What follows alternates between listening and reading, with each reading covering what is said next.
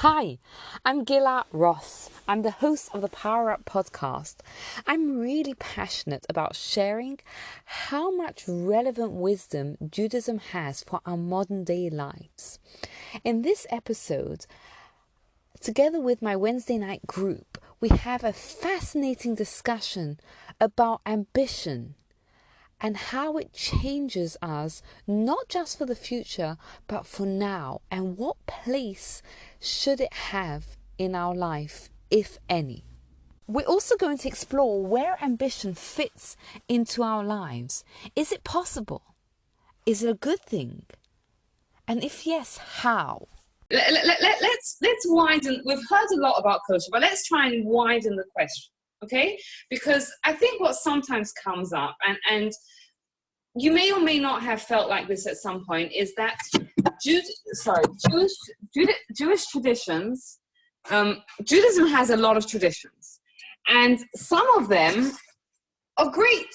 Some of them are very relevant, right? Like there is the idea of in getting charity, right? I can get behind that. But some of them a little bit less so. Some of them, while they may have been relevant years ago, but today in modern times, we may not need it as much. We have more, and it can apply to, let's say, the kosher argument. We have more information about what is and isn't healthy. So we may not necessarily need the rules of kashrut. So before we go further, let's try and figure out the question.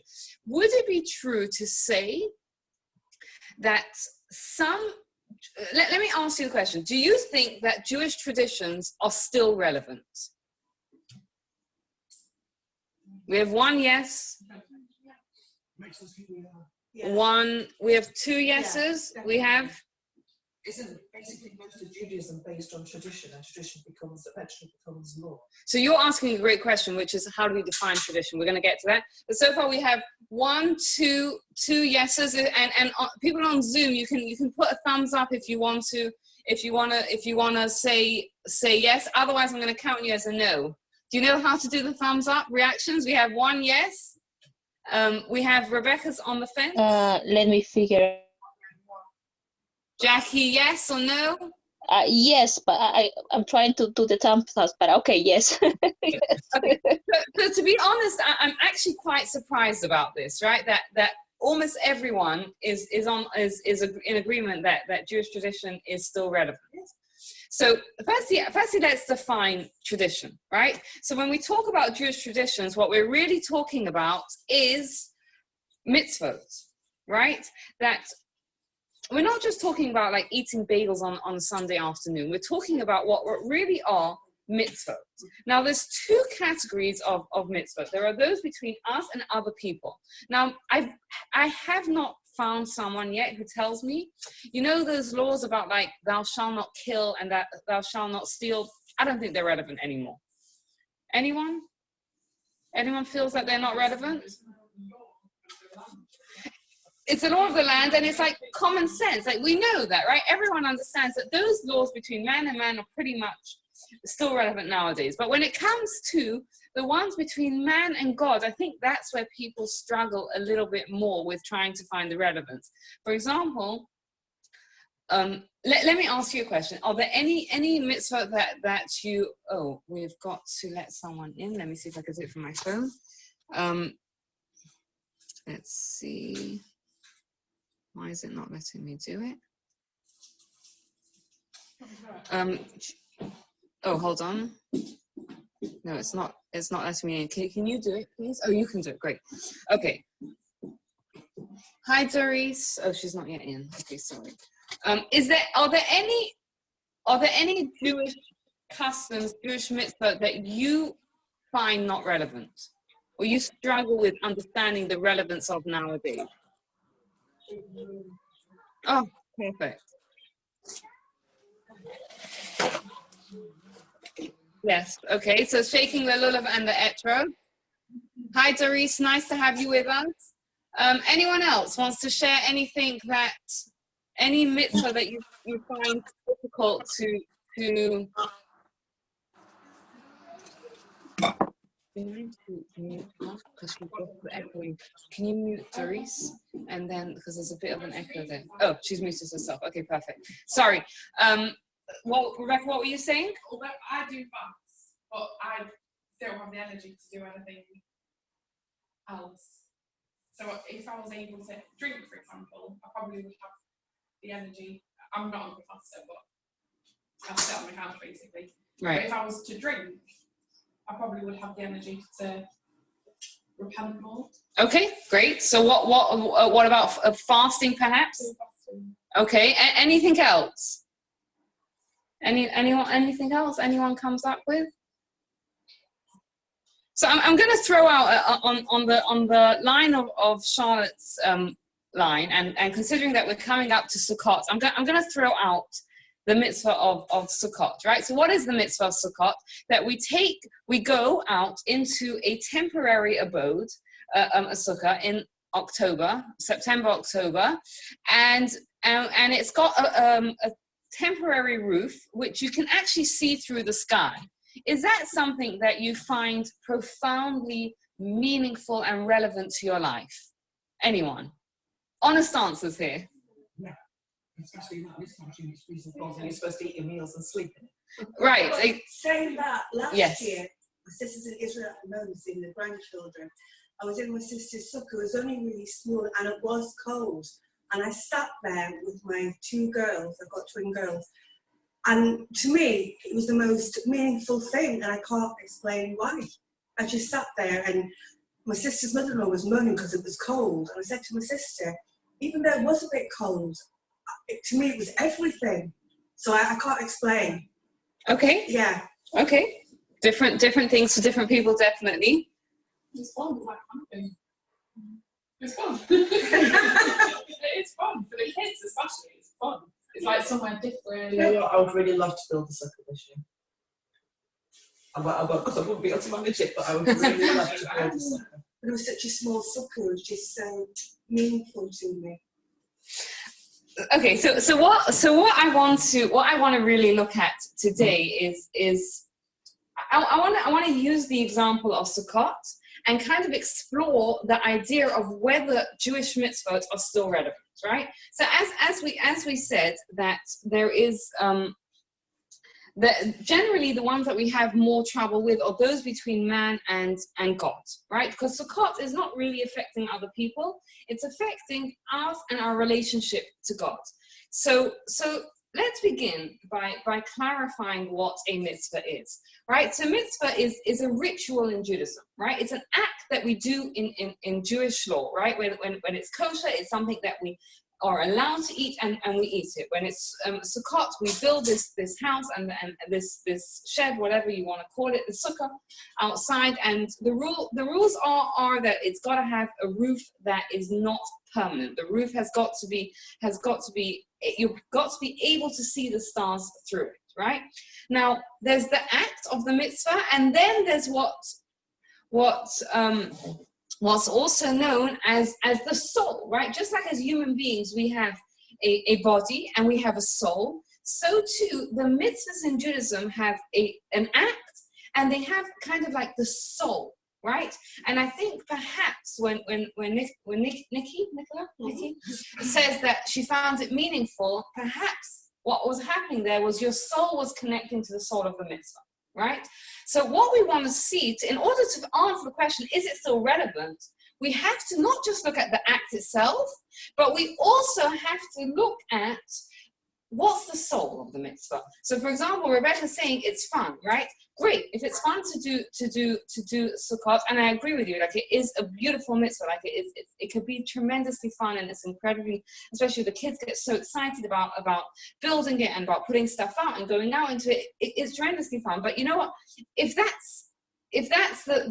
it's fun, let's do it at a time when it's fun to be outside, right? Let's choose a nice weekend in like May or something and do it then when the weather's nice and it's sunny outside and you can be outside and it's just amazing, as opposed to now. I don't know if anyone's... Exactly, Israel it's nice, in other countries it's nice. Here, sweet. But I don't know if anyone's seen the weather forecast, but it's supposed to be like a complete washout, the whole thing. So what could possibly be the meaning behind the Sukkot? Right, so let's start with the question of what's special about this time of year. Trivia question. We've just repented. Yes, but I'll give you a clue. From an agricultural point of view, what's special about this time of year? Well, it is falling off trees. It's when things are growing. Yes, things have already grown, Yeah. and things have already. I guess there's no farmers in this in the thing. Anyone here grows their own vegetables? Apparently not. Sorry. I don't grow my vegetables, but I have a lot of plants, and I know this is not a good time for them. They go into the period of I don't know how to call it. I don't know the word in English, but you know. It's harvest time, right? Yeah. This, one of the names of Sukkot is it's the harvest season, right? Now let's put ourselves in the mind of a farmer, and I'll bring it closer to ourselves in a minute, right? Let's just say you're a farmer and you've had a great year, and you just bring everything, your harvest in, and you're about to commence the winter. How might you be feeling? Now let's put it back to our life, because again, I don't think, as none of you knew the answer to what time of year it is, you clearly gave yourselves away that there's no farmers here. But let's imagine this. You've worked very hard, whether it's to get a job interview, whether it's to get a promotion, whether it's to work on a project, and you finally get the job, you get the promotion, you complete your project. How might you be feeling? Elated, how else? Proud, satisfied, sufficient, right? Accomplished. So, like, you might feel very self-sufficient, especially if you're a farmer who's now got your winter taken care of, right? So what does Judaism tell? Do you want to let Lindsay in, please? What does Judaism tell us at this point? It says we want you to leave the comfort of your home. Oops. Apparently she didn't pass your test. Eh? Okay, we'll give her a minute to. Hi, Lindsay. Hi, Gayla. Sorry, I really missed it all. No worries, no worries. We're just talking about this time of year being the harvest season, right? And a farmer might be feeling very happy, independent, self-sufficient, right? Very secure in what he's just brought in. So what does Judaism tell us? It tells us leave the roof over your head. Now put yourself in that mindset. When we leave our house, right? Our house is a place of comfort, right? Or it's a place where we feel secure. And we go out, and it tells us, look beyond, right? Because you have to be able to see the stars. You have to be able to see the sky through it. It's reminding us, remember, that your security doesn't necessarily come from having a storehouse full of harvest. It doesn't necessarily come from securing the job. It doesn't necessarily come from whatever it is, from the alarm system that you have installed on the house, or whatever it is that we have. Where does our security come from? Within. Not just within, because Yeah. yes, because I mean, think back to March, right? At the beginning of lockdown, right? There was a certain amount at the time of fear of keeping our families safe, right?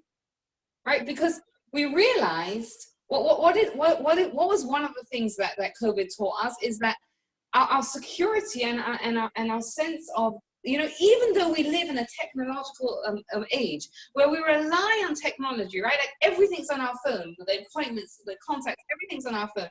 We rely on that. We're still human and frail, right? So what the mitzvah of Sukkah is telling us is go outside, and it's reminding us why. Trivia question, does anyone know why we have the festival of Sukkot?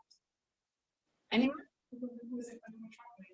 Oh, beautiful. Wow, you could tell she's a teacher, hey? Yes, although whatever.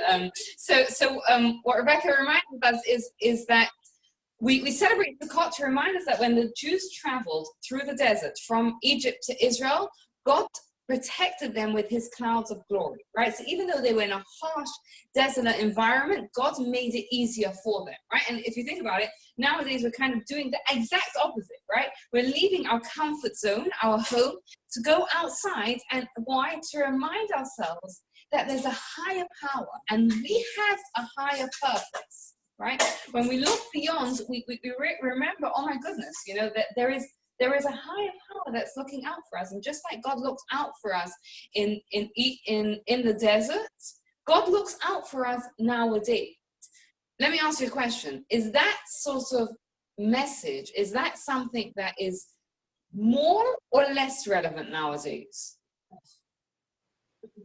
No, because it's actually sometimes big. Let's step back. Of what it was like for them as well, isn't it? So it's not just.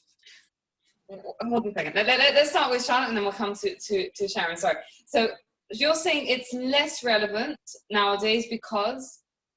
Less relevant because people sometimes can't connect with people who are probably in a more different tent. Clouds of glory, but whatever it wasn't a tent. Yeah.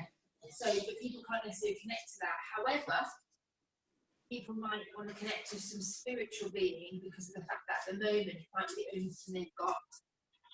They can't see their family, they can't see their friends. So actually connecting to God gives them that sense of real support. Right. So I want to just break apart what you said. So in terms of connecting to the story, there's a concept in Judaism that many stories happen in our history, but we only commemorate those that have a message for us nowadays. So whether we can or can't visualize ourselves traveling through the desert is not as important as trying to get in touch with what the message is, which brings us, I think, to Charlotte's second point, is which it may possibly be that this is a message that we can connect to, right? Because let me talk for myself here. I think it's very easy nowadays to get into to get caught up in life, right? To get caught up in the day-to-day of living, of whatever it is, taking care of kids, running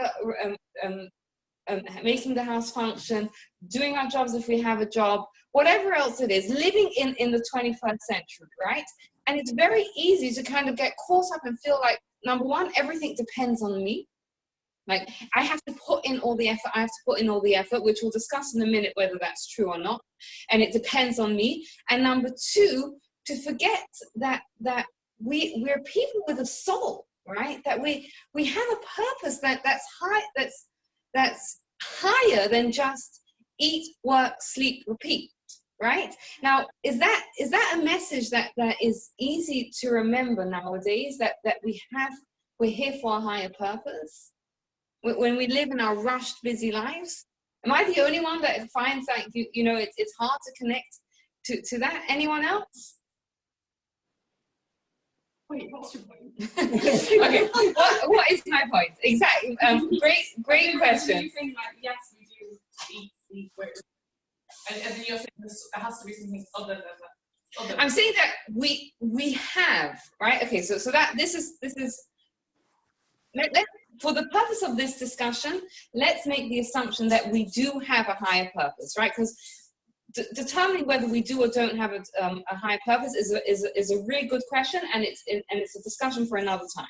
So let's, for the purposes of this discussion, assume that we do have a higher purpose, right? The purpose of life is not just eat, work, sleep, repeat, right? There is a higher purpose. Now, again, for the purpose of this discussion, because again, we have to really talk about that. What is that higher purpose is a whole another discussion. But can we, for the purposes of this discussion, agree that there is a higher purpose than just eat, sleep, work, repeat? Yeah. Yes. Some yeses on the thing. Yes. Yes. But Okay. a different purpose rather than, and then maybe it's like creating a good name and creating a family and doing all that stuff rather than just sleeping, working, eating, all that. Is that what you're saying? Not just because I feel like it's leading towards there must be a higher purpose as in Hashem, but are you talking like there must be another purpose like creating relationships and when you die people remember you for being a certain person? Or okay, so you're getting into a very good question, which is what is that, right?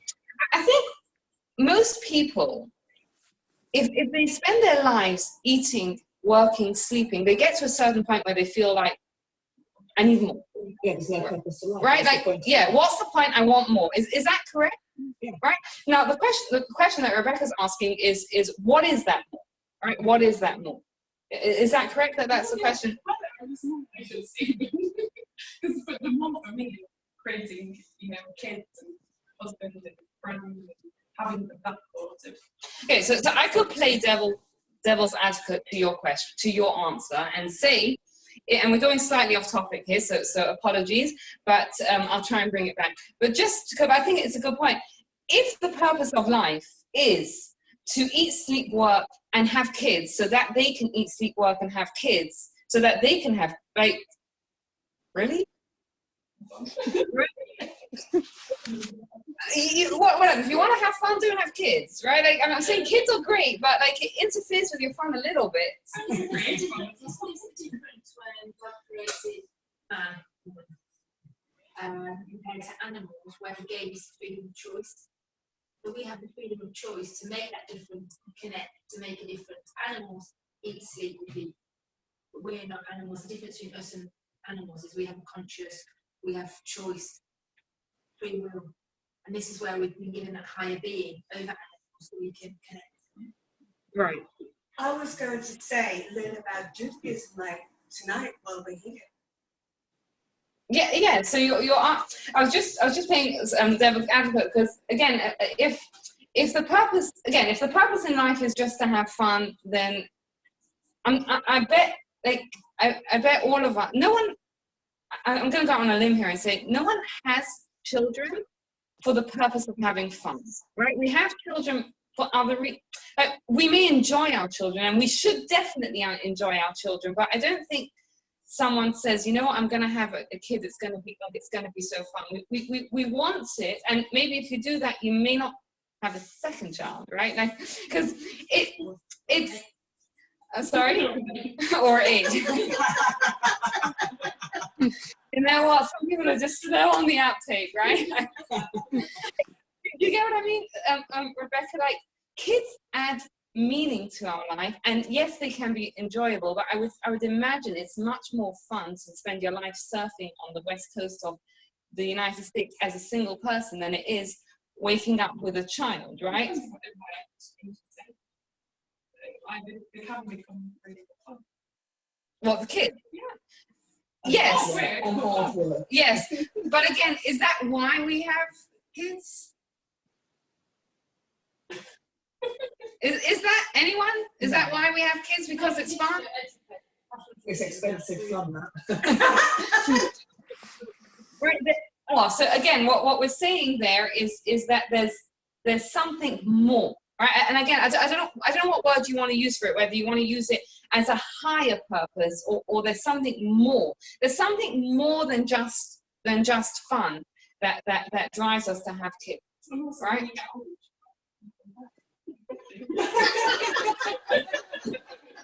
I'm saying all the right things. We should discuss answers, but there are cheaper ways to do that. Invest in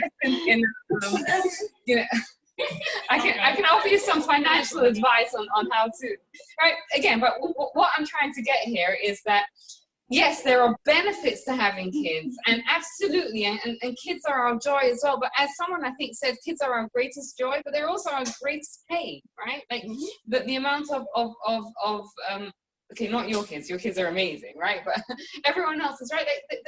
They're in equal parts, right? That there's something more to just eat, work, sleep, repeat. That I think all of us intuitively understand that we're here for. Is that correct? Yes? Yeah. So now we're asking, what is that purpose? Now Sharon's asking, what is that purpose? But I want to go back to what we were saying. Now, I think in the day-to-day of regular life, it's very easy to forget that. It's very easy to get caught up in our lives. Like think about our lives, right? Our lives are pretty busy, right? And we do get caught up in like, okay, you know what? Got to get up, got to get the kids to school, got to do this, got to do that, got to do the other, and then it's the end of the week, and then it's repeat. How many times do we have to sit down and you know, ponder? Besides for a group like this, which is amazing, but how many times we actually sit down and think to ourselves, you know what? Why am I going to have children, right? Why am I going to work? What am I doing, right? Like how often in the day-to-day do we get a chance to do that? Anyone? Day to day, no. Day to day, no. Maybe once in a while, but no. Once in a while, and usually it's by some sort of crisis or semi-crisis that drives us to do that, right? Exactly. Feel like either we're feeling discontent or you know something, some stress comes up and we're kind of like, what, like, why am I doing this? Do you get what I'm trying to say? That it's not, it's for the average person. For the average person, it's very easy to get caught up in the mundane of life, right? And just get sucked into it, because the mundane of life is busy. It's really, really, really busy. So what a person can do is at the end of you know, when you succeed at a project, right? We feel good about ourselves, and we should feel good about ourselves, right? But I don't know if any of you have ever had the experience where you've put in a lot of effort and you failed. Anyone ever? I remember once, this was back in the day when I was in school, and I actually once decided to study for an exam, and I studied and I studied and I studied, and I got to the exam and I realized that I'd studied the wrong material, right? But I put in the effort, right? Now, has anyone had the opposite experience, right? Where you have not necessarily put in as much effort as you can, and you've managed, you've succeeded?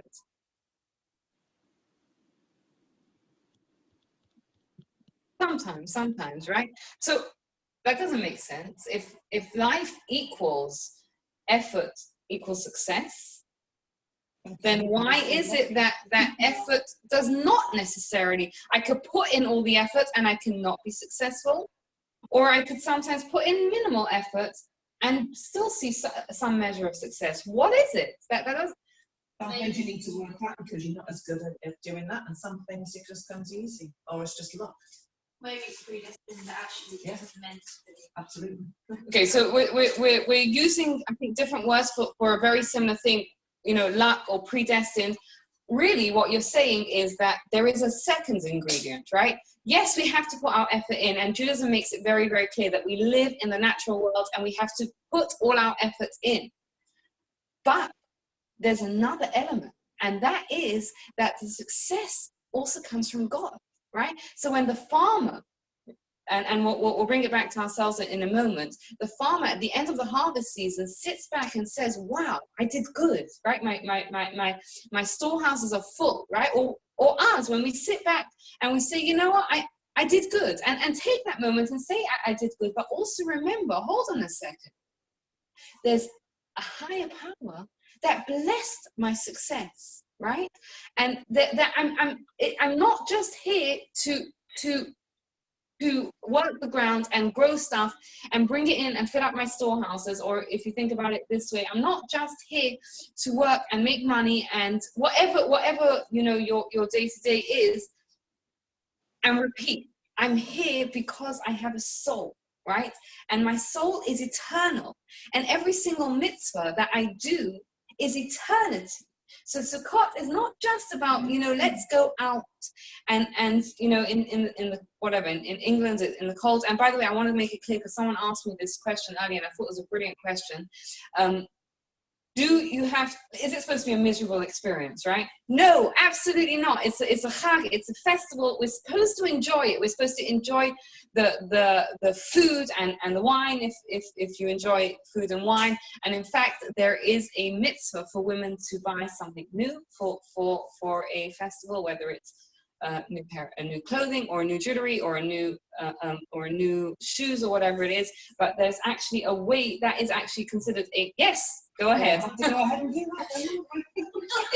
You know what? It's actually a mitzvah for your husbands to buy to buy something for the chag for it. Yes, you can quote me on it. Okay, here's the thing. There is a mitzvah for women to honor the festival by buying something new, whether it's a new pair of shoes, clothing, jewelry. There is a mitzvah to enhance the festival for children with something special for them, and there is a mitzvah for men as well to enhance the festival.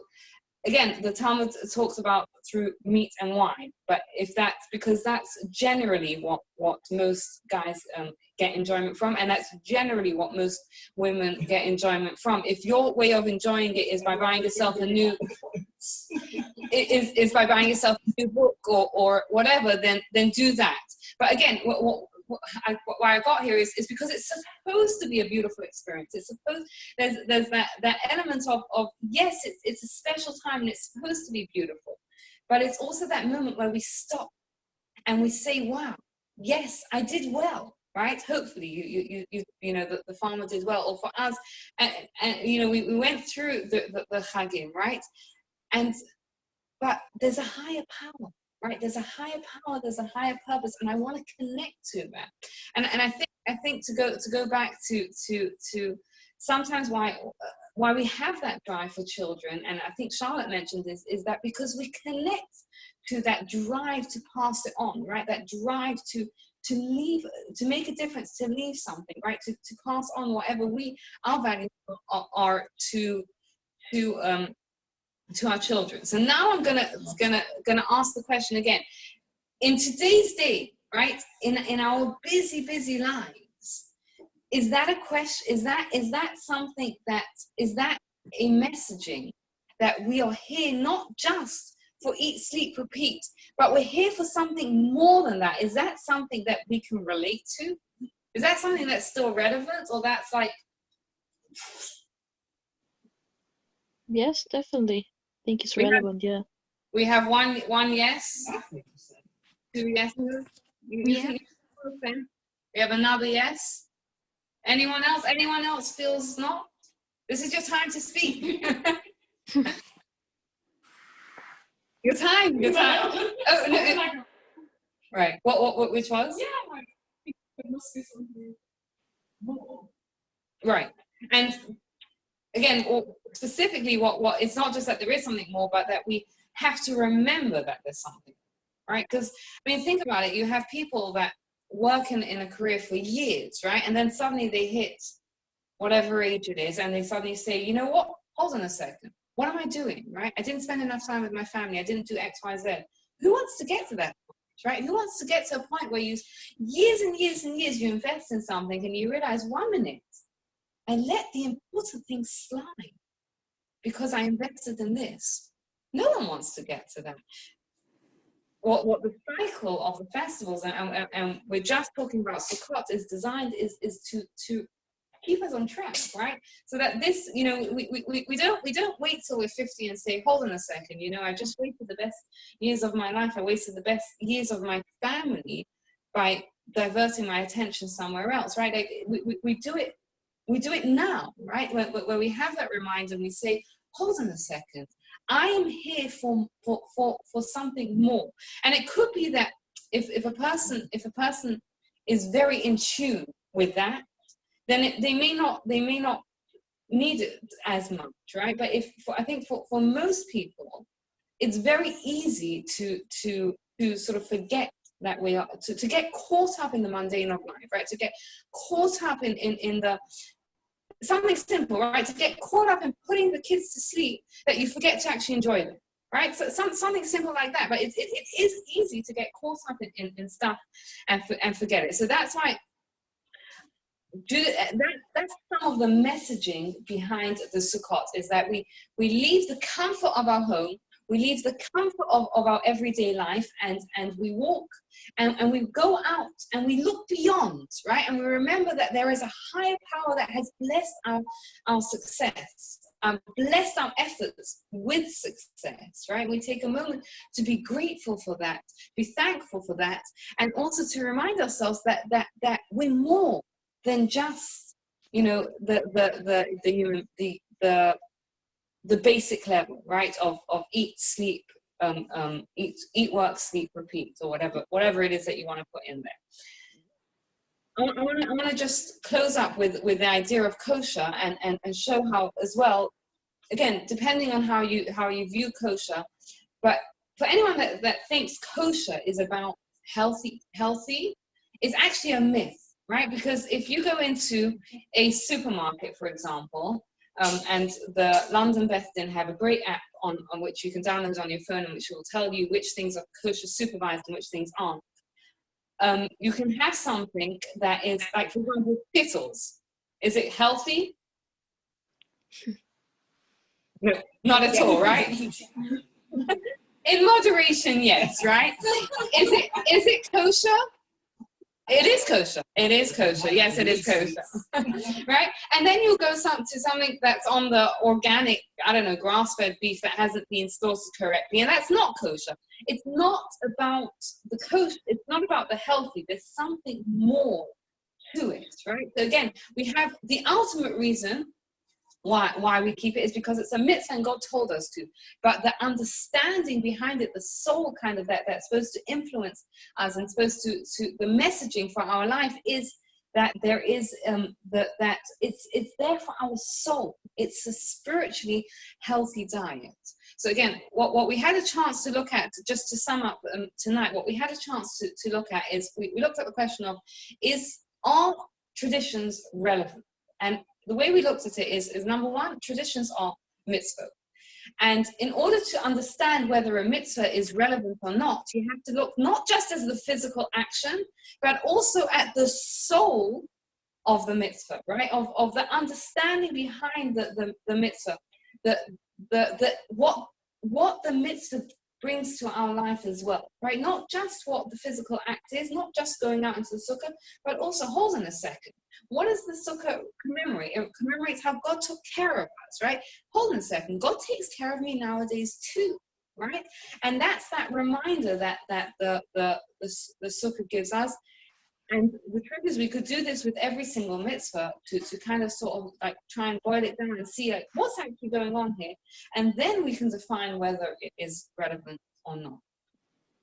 Thank you so much for listening. I'd love to hear your thoughts on ambition, on multitasking, or anything else that we discussed in this episode.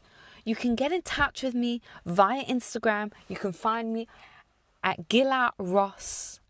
If you enjoyed this episode, give us a like and spread the word to your friends. Thank you again for listening.